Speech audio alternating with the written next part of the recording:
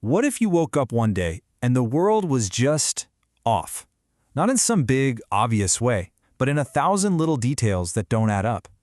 That's the rabbit hole we're diving into today, pieced together from one man's personal journal as he tried to make sense of a reality that was completely falling apart. CERN, what have you done? That one question is at the heart of this entire wild story. It comes from a series of journal entries posted online by a man who became absolutely convinced he was lost in the multiverse, and that a science experiment happening halfway across the world was somehow to blame. So it all kicks off in 2016. A man, Clinton Siegel, starts writing down everything he's experiencing on what he calls a daily journey through parallel universes. Now look, our goal here isn't to judge or try to prove any of this. We're simply going to walk you through his incredible story using his own words, one journal entry at a time. So his journal doesn't start with some big bang or a flash of light.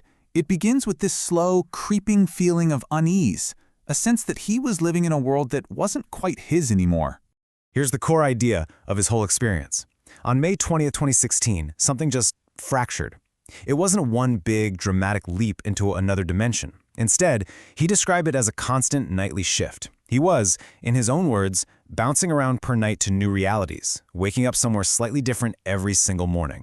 And things escalated with, dizzying speed. Within that first week, it went from tiny things he noticed at home to something as huge and unchangeable as the landscape itself. Just think about that. One day, a famous movie quote is wrong, and the next day, a literal mountain outside his home, Mount Illimani, has physically moved. His entire world was losing its anchors. And this just shows you the personal toll it took, right from the get-go. This wasn't some grand cosmic adventure for him. The first real sign that he was truly lost was this simple, heartbreaking feeling that his own dog didn't recognize him anymore. Even his socks had changed. Everything familiar was just gone. So, as his reality got more and more unstable, he did the only thing he could think of to, try and stay sane. He started a catalog. He became a chronicler of the chaos, writing down every single little thing that was different. And what's so striking is how mundane these shifts were. We're not talking about alien invasions here. We're talking about his mother-in-law's brooms changing color from one day to the next. A hotel staircase he knew like the back of his hand suddenly shrinks. A dragon on his wallpaper turns into a dog dragon. And that mountain, Illimani, it just keeps playing this bizarre game of cosmic peekaboo. He describes this constant, jarring feeling of inconsistency. Can you imagine waking up and the trees outside your window have gone from leafy green to bare branches overnight? Or a building you walk past every single day suddenly has an old door when it was new yesterday? For him, the basic rules of how things work just stopped applying. To even try and make sense of it all, he actually started to categorize these different realities based on what he saw. He wrote about visiting a grumpy world, or worlds full of unusually skinny people, and others he classified by, let's just say very specific physical attributes. It was his own desperate way of trying to put some kind of order to the absolute chaos. Okay, so this is where his very personal, very isolated experience suddenly plugs into a much bigger, much stranger phenomenon, one that thousands of people claim to have experienced, something you've probably heard of, the Mandela effect. For him, these weren't just fun internet theories. They were more proof that he wasn't home. He starts seeing these collective memory glitches everywhere. He remembers the shoe brand being spelled Skechers, but now his own shoe says Sketcher. The iconic line from Star Wars that he knew his whole life was, "Luke, I am your father," has suddenly become, "No, I am your father." And some of these memories were just unbelievably specific. He was absolutely certain that the French dictator's name was Napoleon with an E. And you know why he was so sure? Because he remembered playing a board game called Battle of Waterloo for 3 straight years where it was spelled that way. But in this new reality, every single history book, every record said Napoleon. It was like his entire cultural map was being subtly rewritten. Imagine your favorite show, The Simpsons, suddenly has zero satire and is all about promoting standardized tests. Or TV show, Wayward Pines, all of a sudden has a second season that you know for a fact never existed. It was just this constant barrage of tiny, undeniable changes to the stories he knew inside and out. So, when you're faced with a world that no longer makes any sense, what do? Well, you do what any of us would. You start desperately searching for an explanation. And what's really crucial here is that he didn't just write it all off as the world going crazy. He seriously questioned his own sanity.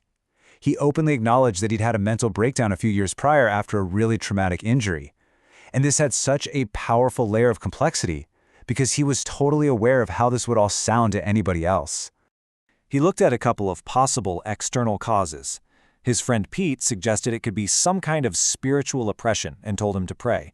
But Siegel himself, he kept coming back to one prime suspect, CERN, the European Organization for Nuclear Research. He got so convinced, he actually emailed them to demand, and I'm quoting here, who was paying for my trip back home. And then, somehow, it got even stranger. It wasn't just the world around him that was changing anymore. He started to have these incredibly vivid, detailed memories of completely different lives. One minute, he remembers being an accountant working on a secret manned mission to Mars. The next, he's a microbiologist who synthesized a rabies Ebola virus. It wasn't just the world that was shifting. His own identity was becoming unstable. So, which was it? This really captures the core dilemma of his entire journal. Was he having a mental breakdown? Was this some form of spiritual warfare, like his friend thought? Or was he the victim of a massive scientific accident? He grappled with all of these ideas, and there was just no clear answer. But as his journey continues, the focus starts to shift. It becomes less about the what and the why, and more about the deep, personal cost of being completely and utterly lost.